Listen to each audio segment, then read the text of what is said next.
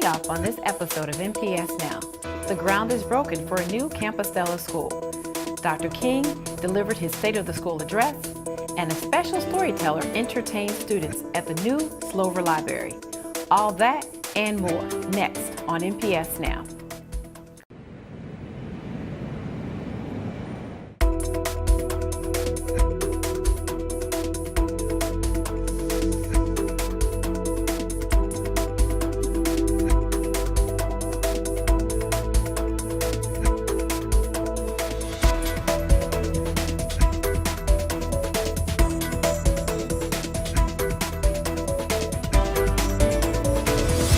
Hello and welcome to NPS Now, your source for news and information about Norfolk Public Schools. I'm your host, Karen Tanner. This week's show will highlight events from the past month in our district. Dozens gathered together on a chilly February morning to celebrate the groundbreaking for a new Campostella K-8 school. The new building will house over 1,000 students and focus on STEM, science, technology, engineering, and math. Following speeches by dignitaries and one well-spoken third grader, the dirt was turned over, marking the start of construction on the new building. This is a very special morning for the entire city, certainly for Campostella. It's the culmination of a lot of effort over an extended period of time, people who have worked hard, the community, the city, the people who had to raise the money, the input, the contractor, the architects. We think we've got a great project here. It is awesome. We have been waiting such a long time. Our boys and girls have already immersed themselves into the STEM concept, so we are waiting for our new building to come up so we can really take it 100% full force into project learning and STEM activities.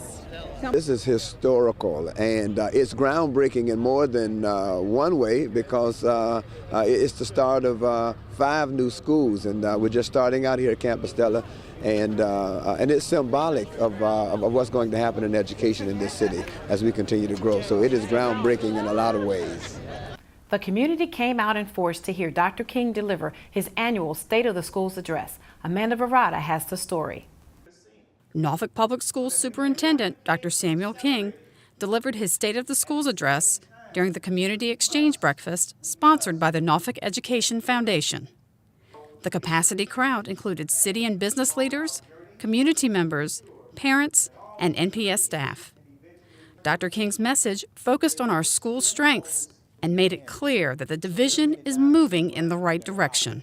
Well, I think it's great that we get a chance to highlight all the positive things because so many times all we hear about is the negative. And we have a lot of successes in our school and we need to learn to celebrate them. I love the way that he just delivers the caring of all of us. Sometimes his decisions may be hard, but it's for the children. At the end of the day, all we do is for our children to make sure that they are successful so that they can be some positive contributors to society. Near the end of his speech, Dr. King had the pleasure of announcing the winners of 3 NEF mini-grants. Not surprisingly, these teachers were grateful for the opportunities that will be created for their students thanks to these mini-grants. We're going to buy a 3D printer and we're going to have the students work on their laptops using Tinkercad to try to come up with their own art designs and then print them out for them. Oh, it's great because it's sometimes when you're thinking outside the box, it's hard to get funding, but they've always been supported with different programs in Norfolk that we've been trying to implement.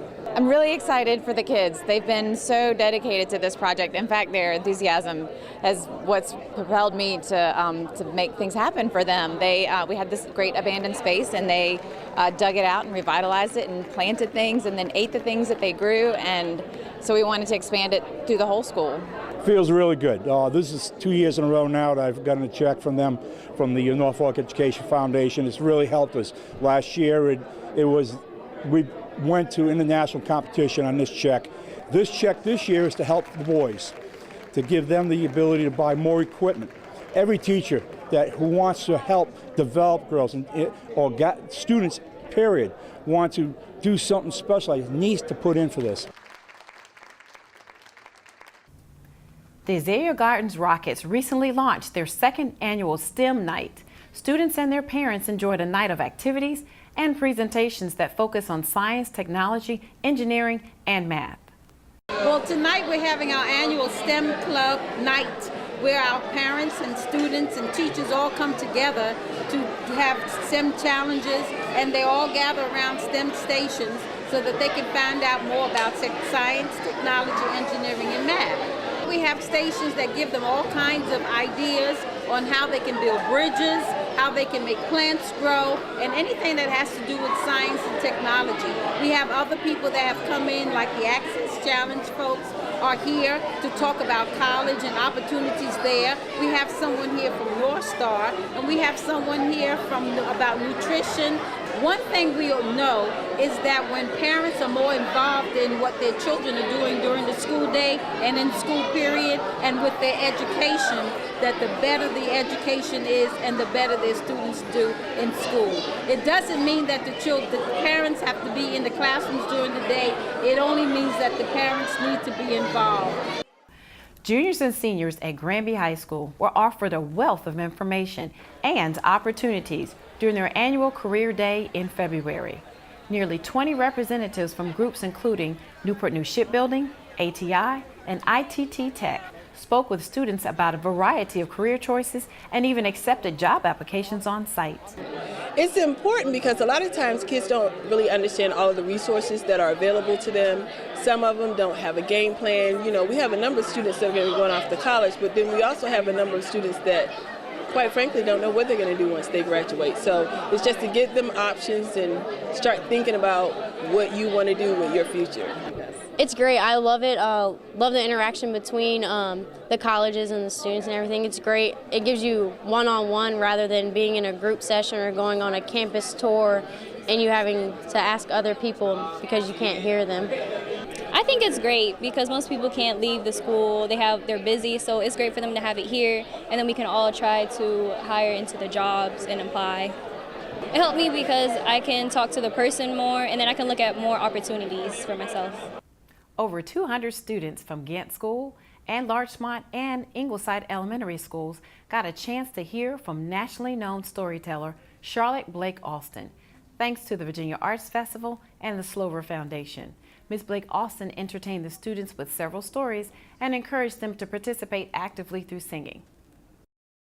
I think for one thing, it is to expose them to an art form that arguably is the oldest art form in existence today, that they get an opportunity to hear language being spoken in creative ways so that they can create the pictures in their mind. Hopefully, through doing this type of program and kids having exposure to other arts programming, to ignite that spark that exists in every child, so that that child can say, that's something that I can do. That's something that I'm excited about, and maybe I can pursue that as well, to see themselves in me. Richard Bowling Elementary held his annual Black History Month program at Booker T. Washington High School.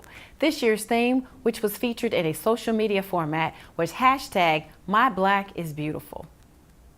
So the reason why I decided to go with this type of program as opposed to the traditional talking about the people from our past, Malcolm X and Martin Luther King, I wanted to give the people, the children and the people that were watching the show something that they could look at and say, these are the people that are impacting my community now. The Councilwoman Mamie B. Johnson, Congressman Bobby Scott, people that are impacting their community that they can see from day to day. I think this is beneficial for them because it gives them another outlet. It gives them something else to look forward to where they can excel in something besides academics. They get to sing, they get to dance, they get to show their strength in a performance, and they get to perform in front of people, you know, and it makes them feel good to be on a stage to see that they can aspire to do and be something different. Crossroads School and Richard Bowling Elementary showed love to their crossing guards on Crossing Guards Appreciation Day. Crossroads students wrote cards and letters, while at Richard Bowling, the crossing guards were given gift bags as a way to say thanks. Words can't. The tears should show how I feel. I mean, it was unexpected. I really feel honored. What I do, I love doing it. So to be appreciated for it, you know, it's just a total surprise, a shock. not everybody always gets the front row attention, and there's a lot of people that are behind the scenes that make a difference in schools.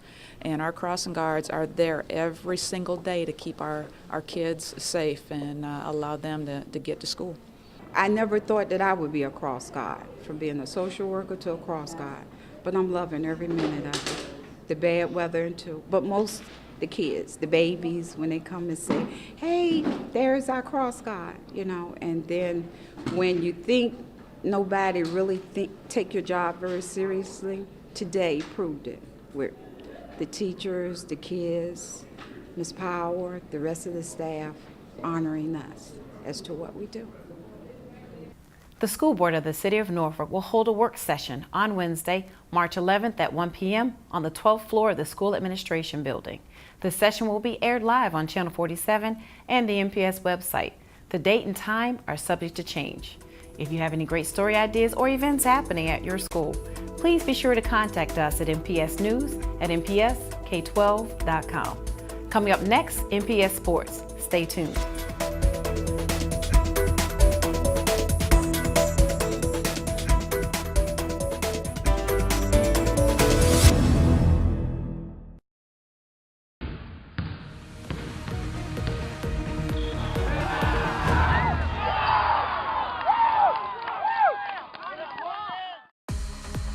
Hard work in the classroom and on the field paid off in a big way for some of our student athletes. On National Signing Day, Norview and Maury High Schools held ceremonies to commemorate the big occasion where these student athletes signed letters of intent to play at the school of their choice. I feel excited, you know, it's a good feeling, you know. I get to go to school, I get to play football, I get to do what I want, get to major in what I want. And I get to do it for good, free, you know. I ain't got to pay that much out of my pocket, so it's a good feeling. Signing their name to a college scholarship was the culmination of a long process. I was out of town every weekend working on tournaments and trying to get looked at, and you know, it's a game you're playing with college coaches, like seeing if they're interested in you. You want to find the right program that and it's just a buildup of all your work, and it's long and it's stressful. These student athletes are grateful for their schools and coaches. They've done really well. Coach Childs kind of gave me the situations and stuff and put me in games ever since I was a freshman to kind of help me grow as a player and have confidence in what I can do. And then all the coaching staff kind of has worked me through my overall game, not only pitching but hitting and fielding and stuff, being a team player and stuff. It's something that I take pride in them that they've done for me. I actually just want to give a huge shout out to my principal, the guidance counselors and the teachers, basically just pushing me, giving me all the hard classes that I basically needed, and to provide me and succeed me in the world. The recruiting process is really long, and you have to have good SAT scores and a good GPA if you want to get to college, especially D1. Well, academically, all the courses I've taken up until then have gotten me a chance to earn academic money on top of it. And then with athletics, the Boozians and Mr. Schaefer, they're great coaches. They've prepared me to really push myself and train. Congratulations to all our student athletes around the district. Let's see who signed where.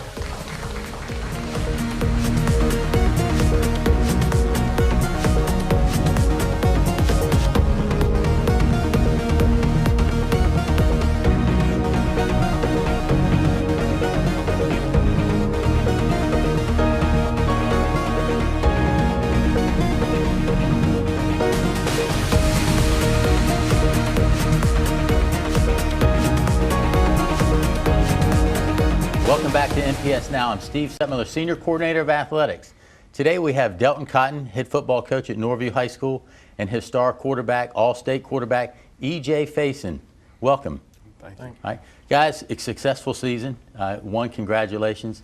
Coach Cotton, you're in your second year at Norview, and you've turned the page at Norview High School. You had an 11-2 season and have taken them to their back-to-back playoffs. And have done very well. So congratulations on that.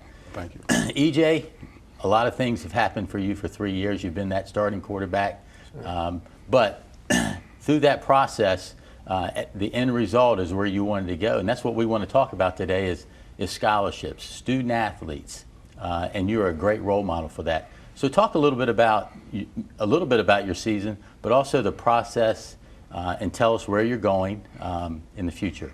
EJ? About the season, it was a hard season. Like, we just put in the hard work. Like, during practices, we just kept grinding and fighting through practices. And then about the recruiting process, I'm going to Mississippi Valley State. It's down in Mississippi. But like, it was a hard process. Like, you don't never know where you're going to want to go and how you're going to get there. So it was just a waiting game. Okay. How did you choose Mississippi Valley State? I was talking to the coaches, and then I was looking, like, doing some research on the computer. And I want to be a computer science. I want to be in that program. So I would just like see who had the best fit for me academically. Okay. All right, Coach, you've been involved in this game for a number of years, just not 2 years at Norview. Talk about the process, EJ's process, and just the overall process for a student athlete to be recruited. Okay. Well, EJ process was a little unique. You know, of course, you know, everybody knows the story. He's been through several coaches in you know, the 4 years he's been at Norview. So his process was a little bit different than others. But you know, the one thing I can say, you know, for EJ and the other kids that actually went to school this year is they persevered through all the tough times and kind of, you know, brought into what our system was or what we try to do, you know, as a coaching staff at Norview. So, you know, we, you know, again, we try to start with them as freshmen. You know, a lot of people think, okay, they just pop up as seniors and they're automatically eligible and all that kind of stuff. But no, we stay on them pretty good as freshmen. That's a good question on when the process starts, and I think parents need to hear this from a coach who's dealt. Not only have you been in the high school level, but you've been at that college level. You've recruited the student athlete, and this process really starts at home because they have to have a good foundation. Academics is number one. You know, our superintendent just had the state of the school address, and he stressed how important athletics was to advance the academics, the extracurricular activities. So talk about that process, when a parent should start to look at potentially college and from there. Okay, well, you know, like I said, as a freshman, we should always look at their grades and where they're going and what they're doing. So normally the freshman and sophomore year is a time when, you know, they form a foundation of some type. So I think it's real important, and I try to meet with most of the parents at least 2 or 3 times a year, whether it's in a group setting or individual setting, just to explain that, you know, your son or daughter, if it's a female athlete, has to have a certain grade point average, has to have looking at the SAT and the ACT, you know, either or. And you know, just what the process is and how much attention has to be paid to their grades early on. Okay. So, you know, okay. The academic part is critical, but also the athletic ability they have to go hand in hand, and EJ has both. So in your process, EJ, did you go to summer camps? How did you showcase your ability, not just through your football games at Norview? And football is a little different than other sports because they can get that tape, but what opportunities should a student athlete be involved in to be seen by college coaches? You gotta go to as many camps as you can. Like, just keep going to camps. Even though if you don't have the money, just try to get the money and just go as many camps as you can to show your own talents. Okay. Well, obviously, people that are coming at you, that create some stress. How stressful was that, and did you feel that stress as a student athlete? My mom felt most of the stress. Like, I was just trying to go along with it, but it's real stressful because like they just keep coming at you, and you don't know, like sometimes you don't know what to do. So my mom helped me out a lot. So. Okay. Coach, he talks about the camps in the summer. What opportunities do you provide? And I know a lot of coaches do, but at the football level, and football is it's a big sport in the country, and it's a big sport in Norfolk. People enjoy it. They're into it. So for a parent, what could you tell a parent when they should begin these camps per se? Well, as early as the freshman years, you know, if possible. You know, we're kind of fortunate at Norview. We do a pretty good job of supporting and raising money to help the kids go to camps. So, you know, I would say as early as their freshman, maybe sophomore year, they can start going to some of the Nike camps or the rival camps or different camps like that. Not only does it, it helps with their skills, but it gives them an opportunity to see other campuses and, different environments. And, I think it helps our kids out just to see that it's more than just Norfolk out there. Right. So the exposure definitely is critical for them, and it's really an important aspect of the process that we keep talking about. Now, there was a recent article in the Virginia Pilot that kind of it dealt with all the recruiting process and where student athletes are signing scholarships, but they kind of pointed out to the Eastern District, and Norfolk is the Eastern District, that we're not getting those opportunities. And I thought you had some good comments in that. So let's touch a little bit about that. And is that true? Does the Eastern District schools, do they get the access that everybody else does? I think we get the access that everybody else has, but I would say, and I put it, we, as coaches, we have to work a little bit harder at getting our kids recruited. We have to have things in place for them. The academic piece has to be there. A lot of kids, 9 out of 10 kids, that we deal with, or that, even when I was in the college ranks, dealt with, we had the academic issue there, so we weren't able to do anything with them. So I think it's our job as coaches to, to get them on track academically, to make sure we get them seen, as much as possible. We actually took EJ and 3 other kids this year to Texas, which, was very, very expensive trip. Right. But at the end of the day, it was worth it. And, I think the more exposure you get to kids, as many times as you can get them on college campuses, I think that's great. And, again, a lot of our kids, we take it for granted, don't or haven't seen a whole lot of stuff, especially kids in Norfolk. So, I try to make sure that they get a chance to see, everything, every part of it, Division I, Division II, Division III, all of them. All right, and that's important that there are 3 levels. Right. So it may not be that Division I child, but there's opportunities elsewhere. EJ, you're a role model now because your success as the student and the athlete. What advice could you give student athletes that are watching this to help them through the process? Yeah, make sure your grades are important first. Make sure they come first. Football can always come later on in life. You just got to make sure your grades are good and just keep grinding and keep fighting. When times get tough, just stick it through there. All right. Well, again, congratulations. We look forward to watching you at the next level. We want you to continue success in school. Look forward to that May graduation or June graduation. But we'd like to thank both of you for being here. A lot of good information. Okay, thank you. Thank you. More NPS Now after this.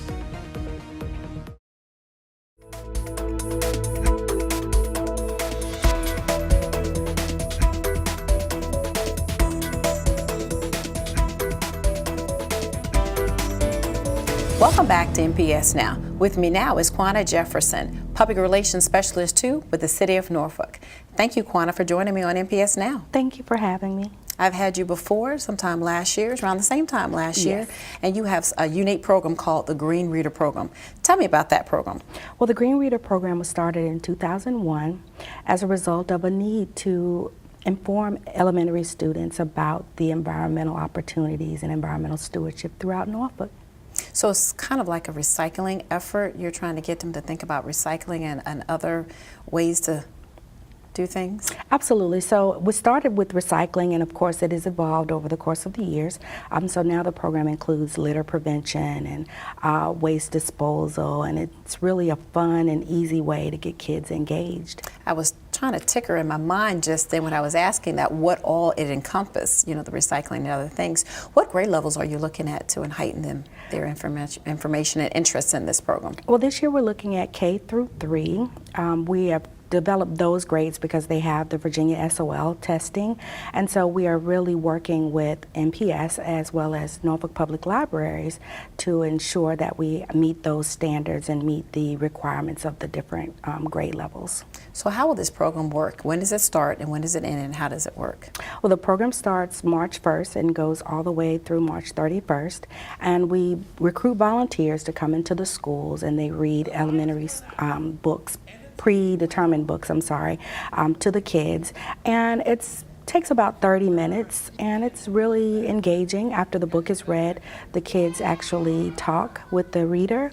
There's a discussion that goes on. It talks about what they've learned, and they're able to really share some things from their home and from their community. So it's really engaging and interactive program. So who is actually going in the schools and reading to the students? We have everyone from City of Norfolk staff to executives, corporate officials. We have military personnel. So it's really an open-ended opportunity for people throughout Hampton Roads to come and help us out. So who can become involved? Who are you looking for to come into the schools and read to the students? We are looking for dependable volunteer readers. We currently have 19 slots still available, and those slots are for the second and third weeks of the program. And so we're looking for those individuals who want to donate 30 minutes to an hour of their time to read to K through third grades. And so what do you look to accomplish in this program? Because you're doing it every year. How long have you been doing this now? Since 2001. 2001 again, okay. And what we want to accomplish in this program is to create a culture of environmental sustainability. That's one of the top priorities for the City of Norfolk. And in doing so, we hope to get these kids involved, get them engaged, so they learn this content at school, but it's information that they can take back and implement in their homes and in their respective communities. Now, I know last year I went to one of the Green Reader programs, and you had the city manager and the mayor reading at one of the schools. Yes. So every year we do the kickoff celebration. This year it was postponed due to the snow, but we are in the process of planning, rescheduling the date. But we have that as a launch so that people can really get excited about the program and what it brings to all of the schools. So how could someone be involved? How do they get involved? Do they contact you? Do they go through their particular school they're interested in? How does that process work? Well, we ask that they contact Keep Norfolk Beautiful. They can email us at kmb@norfolk.gov, or they can visit our website at www.norfolk.gov/KMB, or they can give our office a call at 441-1347. They can sign up over the phone or online, and we have the dates, the specific dates that we need readers. We have those on the website. So it's really simple and easy. We're not doing a lot of formalities because the kids are in the classroom with the teachers. They're not left alone with the volunteers at any time. And we work very closely with the NPS media specialists to ensure that the program runs smoothly throughout the month. Okay, so you're working with the schools and media specialists. So why is it so important to reach these kids and to share that type of information with them? Because you've been doing it for so long. Yes. Well, we realize that our children really are our future. Some people consider that a cliche, but it's reality. And what we want to do is to instill a sense of environmentalism in these students while they're young, so that as they get older, they're able to implement it and share it in their homes and their respective communities. This is great. So how many volunteers, if we've been doing it that long, how many volunteers do you think we've gone through to do this? Thousands of volunteers. Last year was our largest year ever. We went into all 33 of the Norfolk Public Schools elementary sites, and we had over 300 volunteers that read, and a lot of those volunteers read 2 or 3 times. So it was a great opportunity, and it was very successful. So your goal is to be in every elementary school or some select elementary schools? Well, this year we have selected elementary schools. We've chosen 10 schools. 10 schools, okay. And this year, so that's what we're doing this year, to just really be more strategic about how we target the schools and what we're able to devote to those schools. Now, do we have parents coming in reading too? Yes, we have parents that have volunteered. We have, again, military personnel. We have corporate groups that volunteer. They volunteer as a whole group, and they're sectioned out, and they go to different schools. So it's really open-ended. Right now, we have over 100 City of Norfolk staff that have volunteered, so we're really very close to meeting our goal. Okay, and then also too, you know, with all of the folks that will come and contact you to volunteer to read, is there like a background program they have to go through, or it's like level 1, level 2 in order to be a reader? No. Okay. We just ask that they're able to read. The books are grade levels K through 3. Very simple books. We provide them with the titles of the books as well as a list of the discussion questions based on the grade that they will be reading to. And that way they can go into the classroom, you know, feeling prepared. And it's a supervised environment that they'll be in. Absolutely, 100% supervised environment. When they get to the school, they check in at the front desk, providing their name and their identification card, and they're escorted to the respective classroom or media center where the reading will take place. Well, do us a great favor and give us your contact information again and when the program runs. Yes, so my contact information is knb@norfolk.gov.